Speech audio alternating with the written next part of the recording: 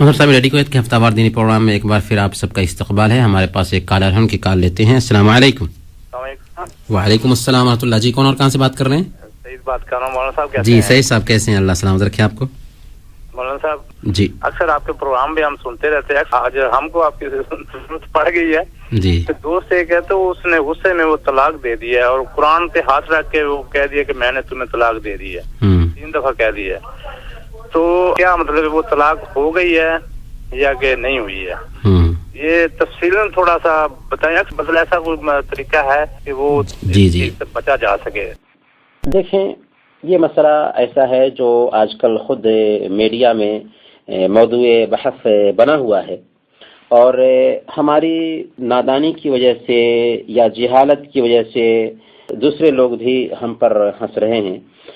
آپ نے تفصیل سے اس سلسلے میں عرض کرنے کے لیے گزارش کی ہے, تو ہم یہ عرض کرنا چاہیں گے کہ طلاق کا مسئلہ ایسا مسئلہ نہیں ہے کہ اس پر ہنسا جائے, بلکہ طلاق کا مسئلہ ایسا مسئلہ ہے کہ اس کو اختیار کر کے اس کے ذریعہ اسلام کا تعارف کرایا جا سکتا ہے.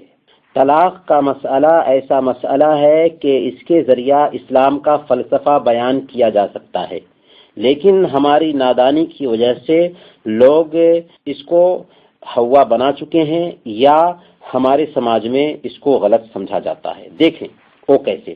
سب سے پہلے جب شادی ہوتی ہے تو شادی کو اسلام نے یہ کہا کہ وَأَخَذْنَ مِنْكُم مِيثَاقًا غَلِيظًا, کہ عورتوں نے تم سے پختہ عہد و پیمان لیا تھا. گویا کہ شادی ہوئی 1 سال کے لیے نہیں, 2 سال کے لیے نہیں, 10 سال کے لیے نہیں, 50 سال کے لیے نہیں, بلکہ زندگی بھر کا ساتھ نبھانے کے لیے. پھر اسلام یہ کہتا ہے کہ ازدواجی زندگی کو بحال کرنے کے جو اصول ہیں ان کو برتا جائے. چنانچہ اللہ رب العالمین نے بیان فرمایا وَعَاشِرُهُنَّ بِالْمَعْرُوفِ, ان عورتوں سے معروف طریقے سے بدوباش اختیار کرو. پھر کہا کہ فَإِن كَرِهْتُمُوهُنَّ فَعَسَىٰ أَن تَكْرَهُوا شَيْئًا وَيَجْعَلَ اللَّهُ فِيهِ خَيْرًا كَثِيرًا. اگر عورتوں کے اندر کوئی تم برائی دیکھ رہے ہو تو ممکن ہے کہ تم اس کو برا سمجھ رہے ہو, حالانکہ اللہ رب العالمین نے اسی کے اندر بھلائی رکھی ہو. اور اللہ کے نبی صلی اللہ علیہ وسلم نے یہ فرمایا کہ خیرکم خیرکم لأہلی وانا خیرکم لأہلی, تم میں سے بہتر وہ ہے جو اپنے گھر والوں کے لیے بہتر ہو, اور میں تم سب میں اپنے گھر والوں کے لیے بہتر ہوں. یہ تعلیمات ایسی ہیں جو اس بات پر ابھارتی ہیں کہ ازدواجی زندگی کو دنیا میں جنت نظیر بنا کر کے رکھا جائے. یعنی اگر اسلامی تعلیمات کے مطابق ایک انسان زندگی گزارتا ہے تو کبھی اختلاف بھی نہیں ہوگا, کیونکہ اللہ کے نبی صلی اللہ علیہ وسلم نے ہمیں یہ فارمولہ بتایا کہ ایک مومن اپنی بیوی کو ناپسند نہ کرے. اگر اس کی کوئی ایک عادت ناپسند ہے تو بہت ساری عادتیں ہوں گی جو پسند ہوں گی. گویا کہ کمی پائی جا رہی ہے تو کمی پہ نگاہ نہیں رکھنا ہے بلکہ خوبی پہ نگاہ رکھنا ہے. یہ ہے قاعدہ اسلام کا. پھر تیسرے نمبر پر ہم دیکھتے ہیں کہ طلاق پہ ابھارا نہیں کیا, بلکہ طلاق کو سب سے مبغوض چیز بتایا گیا. ابغض الحلال الی اللہ طلاق, حلال چیزوں میں سب سے ناپسندیدہ چیز طلاق ہے. اور صحیح مسلم کی روایت کے مطابق اللہ کے نبی صلی اللہ علیہ وسلم نے بیان فرمایا کہ شیطان کا سب سے بڑا ایجنڈا ہوتا ہے 2 شوہر اور بیوی کے بیچ اختلاف پیدا کرنا. چنانچہ ابلیس اپنا عرش پانی پر بچھاتا ہے اور اپنے چیلوں کو بھیجتا ہے گمراہ کرنے کے لیے. چنانچہ اس کے چیلے لوگوں کو گمراہ کرتے ہیں اور پھر آ کر کے رپورٹ پیش کرتے ہیں. ہر چیلا رپورٹ پیش کرتا ہے اور اس کو کوئی خاص اہمیت نہیں دیتا, یہاں تک کہ ایک شخص آتا ہے اور کہتا ہے کہ میں فلاں اور اس کی بیوی کے بیچ میں لگا رہا, یہاں تک کہ آپس میں اختلاف پیدا کر دیا. تو اس وقت شیطان اس کو گلے لگا لیتا ہے اور کہتا ہے کہ تو نے بہت اچھا کام کیا. اس سے آپ سمجھ سکتے ہیں کہ طلاق شریعت کی نظر میں کتنی گندی چیز ہے اور شریعت اس کو کس نظر سے دیکھتی ہے. پھر چوتھے نمبر پر ہم دیکھیں کہ اگر طلاق دینے کی بات آتی بھی ہے تو اس سے پہلے 4 مراحل رکھے گئے ہیں. 4 مراحل سے گزرنا ہی ہے, اس کے بعد ہی طلاق کی بات آتی ہے. اور اس سے پہلے ہم یہ عرض کر دیں کہ اسلام نے صرف مردوں کو ہی حق نہیں دیا, عورتوں کو بھی حق دیا. مثال کے طور پر اگر شوہر بیوی پر زیادتی کرتا ہے, اس کا حق ادا نہیں کرتا, تو اسلام نے عورت کو یہ حق دیا کہ کورٹ میں جائے اور اس شریر اور بدماش شوہر سے نجات حاصل کر لے۔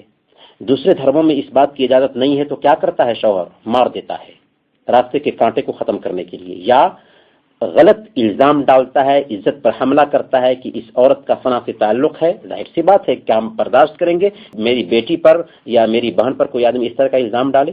تو دوسرے دھرموں میں اس بات کی گنجائش نہیں، جس کی وجہ سے یا تو مار دیتا ہے یا پھر یہ کہ غلط الزام ڈالتا ہے، زنا کا الزام ڈالتا ہے۔ اسلام نے کہا کہ چونکہ شوہر تم کو ستا رہا ہے اس لیے ظلم مت سہو، ہٹ جاؤ۔ یہ خلا کا طریقہ ہے جو اسلام نے حق دیا عورت کو، گویا کہ حق ہے عورت کا۔ اب رہی بات کہ اگر بیوی کی طرف سے زیادتی ہو رہی ہے، شوہر کا حق ادا نہیں کر رہی ہے بیوی، اور بدزبان ہے، بدچلن ہے، بات نہیں مانتی ہے، تو 4 مراحل رکھے گئے ہیں۔ پہلے مرحلے میں قرآن کریم کی سورہ النساء کی آیت نمبر 34 میں بتایا گیا کہ عورت کو سمجھانا ہے۔ اگر بات مان لیتی ہے، سمجھ لیتی ہے تو ٹھیک ہے، اگر نہیں مانتی ہے تو دوسرے مرحلے میں عورت کا بستر الگ کر دینا ہے۔ ایک ہی گھر میں الگ الگ سونا ہے، اور عورت کے لیے کہ اس کا شوہر اس سے دور ہو کر کے رہے، یہ بہت بڑی مصیبت ہے، اور ہو سکتا ہے کہ اسی ذریعے اس کی سدھار ہو جائے۔ اگر اس سے بھی نہیں سدھر رہی ہے تو تیسرا مرحلہ اختیار کرتے ہوئے عورت کو ہلکی سی پٹائی کرنی ہے، اور اس پٹائی کا مقصد اسے سزا دینا نہیں بلکہ تادیب اور اصلاح کرنا ہے۔ چنانچہ ہلکی سی پٹائی کرنا ہے۔ اگر اس سے بھی سدھر جاتی ہے عورت تو الحمدللہ، اگر نہیں سدھرتی ہے تو چوتھے مرحلے میں یہ حکم دیا گیا کہ شوہر کی طرف سے ایک حکم طے کیا جائے، بیوی کی طرف سے ایک حکم طے کیا جائے، دونوں آپس میں آئیں گے، دونوں کے معاملے کو نمٹانے کی کوشش کریں گے۔ تصفیہ اگر ہو جاتا ہے الحمدللہ دونوں ازدواجی زندگی اچھی طریقے سے بسر کریں گے۔ اگر اس کے باوجود بھی دونوں نہیں مل رہے ہیں تو اب اس کی مثال کیا ہوئی؟ اس کی مثال ایسے ہی ہوئی کہ ہاتھ میں زخم ہو چکا ہے اور ڈاکٹر نے کہا کہ دیکھیں یہ زخم پورے جسم میں سرایت کر جائے گا، اس لیے ہاتھ کا آپریشن کرنا ضروری ہے۔ اب عقل مند انسان یہ سوچے گا کہ نہیں آپریشن نہیں کریں گے، جسم میں سرایت ہونے دو، تو اس کو کیا عقل مند کہیں گے؟ نہیں، بس اسلام نے یہ کہا کہ اب تعلق کو ختم کر لو۔ اس کے باوجود بھی یہ 4 مراحل طے کر چکے ہیں، ابھی بھی اسلام نے الٹک طلاق دینے کی بات نہیں کی، جیسا کہ اس بھائی نے کیا کیا ہے، 3 طلاق بول دیا، کیونکہ اس کو معلوم نہیں ہے، جاہل ہے، دین کا علم نہیں رکھتا۔ تو پہلے مرحلے میں دیکھنا کیا ہے کہ کیا ہماری بیوی جسے طلاق دے رہے ہیں حیض کی حالت میں تو نہیں؟ اگر حیض کی حالت میں ہے تو طلاق نہیں دے سکتے۔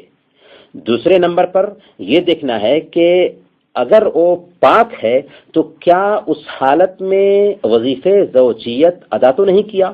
اگر پاک ہے اور اس مہینے میں وظیفے زوجیت ادا کیا ہے پھر بھی طلاق نہیں دے سکتے، انتظار کرنا ہے یہاں تک کہ مہینے کے ایام سے گزرے اور پھر نئے مہینے میں داخل ہو، پاک ہونے کے بعد اس میں وظیفے زوجیت ادا نہ کیا ہو اور پھر طلاق دے۔ کیا ایسے حالات میں جو غصہ تھا اس کا غصہ باقی رہے گا؟ ٹھنڈا ہو جائے گا، جو انبنی تھی وہ ختم ہو جائے گی۔ اب طلاق کیسے دینا ہے؟ کسی بھی عالم دین نے یہ نہیں کہا کہ 3 طلاق دو، بلکہ سارے مکاتب فکر کا اس مسئلے میں اتفاق ہے کہ 3 طلاق دینا حرام ہے، حرام ہے، حرام ہے، جائز نہیں ہے۔ طلاق کیسے دینا ہے؟ طلاق 1 دی جائے گی، یعنی عورت کو پاکی کی حالت میں جس میں اس نے وظیفہ زوجیت ادا نہیں کیا ہے 1 طلاق دی جائے گی، 2 نہیں، 3 نہیں، اور پھر بیوی شوہر کے ساتھ ایک گھر میں ایک بیڈ پر ہوگی، لیکن آپس میں ملیں گے نہیں۔ اگر مل لیتے ہیں تو تعلق قائم ہو گیا اور 1 طلاق اس کے ہاتھ سے نکل گئی۔ اگر نہیں ملتے ہیں اور 3 مہینہ گزر جاتا ہے تو 3 مہینہ گزرتے ہی یا 3 حیض گزرتے ہی اس کا تعلق اس سے ختم ہو جائے گا۔ اب یہ عورت اجنبی عورت بن گئی، دوسری طلاق کی ضرورت ہی نہیں، تیسری طلاق کی ضرورت ہی نہیں۔ آپ الگ کرنا چاہتے ہیں نا، 1 طلاق دی تھی، 3 مہینے کے بعد میں وہ آپ کی بیوی نہیں رہی، لیکن آخر 3 طلاق کی بات کہاں سے آئی؟ اس لیے کہ جہالت کی وجہ سے، نادانی کی وجہ سے، نہ جاننے کی وجہ سے، شریعت کا علم نہ رکھنے کی وجہ سے ہم نے یہ سمجھا کہ طلاق 3 دی جاتی ہے، حالانکہ 3 طلاق کا وجود ہی نہیں ہے اصل میں۔ اسی لیے آج سب سے زیادہ ضرورت اس بات کی ہے کہ 3 طلاق پہ بحث کرنے کی بجائے ہم لوگوں کو بتائیں کہ طلاق کیسے دی جاتی ہے۔ جیسے آپ شادی کرتے ہیں، جیسے آپ نماز پڑھتے ہیں، جیسے آپ شریعت کے دوسرے احکام کو بجا لاتے ہیں، ویسے ہی آج ضرورت ہے ہر مسلمان کو یہ بتایا جائے کہ طلاق 3 نہیں دی جاتی بلکہ طلاق 1 دی جاتی ہے۔ 1 طلاق دے کر کے آپ اپنی بیوی کو اپنے سے دور کر سکتے ہیں۔ وہ عورت 3 مہینہ گزرنے کے بعد اجنبی عورت ہو جائے گی۔ لیکن اب بات چونکہ یہاں پر آئی ہے اس لیے ہم عرض کرتے ہیں، ایک مجلس میں اگر کسی آدمی نے شریعت کی نافرمانی کی اور اس کے باوجود کہ شریعت نے اسے حرام ٹھہرایا ہے، اس نے بول دیا 3 طلاق، تو صحیح مسلم کی روایت کے مطابق اللہ کے نبی صلی اللہ علیہ وسلم کے زمانے میں، حضرت ابوبکر صدیق رضی اللہ تعالیٰ عنہ کے زمانے میں اور عمر فاروق رضی اللہ تعالیٰ عنہ کی 10 سالہ خلافت میں سے 2 سال تک ایک مجلس کی 3 طلاق ایک ہی سمجھی جاتی تھی۔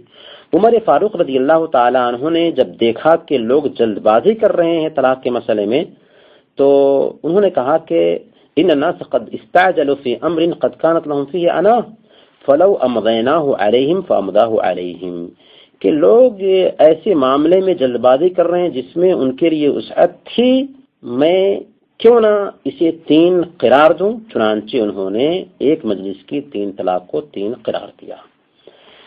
اس ناحیے سے یہاں پر علماء امت کا 2 گروہ ہے، 2 جماعت ہے۔ ایک کا کہنا ہے کہ ایک مجلس کی 3 طلاق 3 واقع ہوتی ہے، دوسری جماعت کا کہنا ہے کہ ایک مجلس کی 3 طلاق ایک ہی واقع ہوتی ہے۔ اب اگر ہم اس آدمی کی صورتحال کو دیکھیں تو پتہ یہ چل رہا ہے کہ اس کو دین کا علم ہے ہی نہیں۔ اگر دین کا علم ہوتا تو وہ 3 طلاق بولتا ہی نہیں، اور ایک آدمی جب دین کا علم نہیں رکھتا ہے تو اس کو معذور سمجھو۔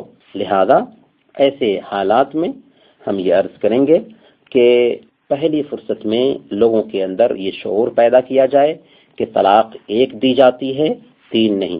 اگر ہم میں سے جتنے بھی ابھی سننے والے ہیں، سننے کے بعد میں یہ پیغام اپنے دوسرے بھائیوں اور بہنوں تک پہنچائیں اور ان کو علم ہو جائے کہ طلاق دینے کا طریقہ کیا ہے، طلاق 1 دی جاتی ہے، 3 نہیں، تو کیا اسلام پر دوسروں کو ہنسنے کا موقع ملے گا؟ آخر کیوں دوسری قومیں ہنس رہی ہیں؟ آخر کیوں ہماری ہی سماج میں کتنی بہنیں ہیں جو اس بات کا مطالبہ کر رہی ہیں کہ طلاق پہ نظر ثانی ہونی چاہیے؟ کیونکہ انہوں نے طلاق کے فلسفہ کو سمجھا نہیں ہے، طلاق کی حکمت کو سمجھا نہیں ہے۔ طلاق تو انسان کے لیے رحمت ہے، زحمت نہیں۔ لہذا ہم یہ عرض کریں گے کہ اسلام کا یہ جو حکم ہے طلاق کا، اس کو اس کے اصل معنی میں استعمال کیا جائے، اور ہم نے اپنے سماج میں اس کو جو رحمت بنا لیا ہے اس سے بچا جائے، طلاق کی نزاکت کو سمجھا جائے اور طلاق کیسے دی جاتی ہے اس کو سمجھنے کی کوشش کی جائے۔ اگر اس شریعت کے مطابق میں اس کو برتا گیا تو کسی طرح کا مسئلہ ہی نہیں ہوگا، لیکن ہم جو کرتے ہیں اس کی بنیاد پر دوسرے لوگ ہم کو ہنستے ہیں، یہاں تک کہ حلالہ تک کی بات آتی ہے۔ حالانکہ سنن ابی داؤد کی روایت کے مطابق اللہ کے نبی صلی اللہ علیہ وسلم نے بیان فرمایا کہ لعن اللہ المحلل والمحلل له، اللہ کی لعنت ہے ایسے انسان پر جو حلالہ کرتا ہے اور ایسے انسان پر جس کے لیے حلالہ کیا جاتا ہے۔ اور سنن ابن ماجہ کی روایت کے مطابق اللہ کے نبی صلی اللہ علیہ وسلم نے ایک مرتبہ بیان فرمایا تھا، الا اخبرکم بالتیس المستعار، کیا میں تمہیں کرایہ پر لیے گئے سانڈ کے بارے میں نہ بتاؤں؟ پوچھا کہ ضرور بتائیے یا رسول اللہ۔ آپ نے فرمایا المحلل، کرایہ پر لیا گیا سانڈ یہ حلالہ کرنے والا ہے۔ لعن اللہ المحلل والمحلل له، اللہ کی لعنت ہے ایسے انسان پر جو حلالہ کرتا ہے اور ایسے انسان پر جس کے لیے حلالہ کیا جاتا ہے۔ امید کہ آپ کے سوال کا جواب واضح ہوگا۔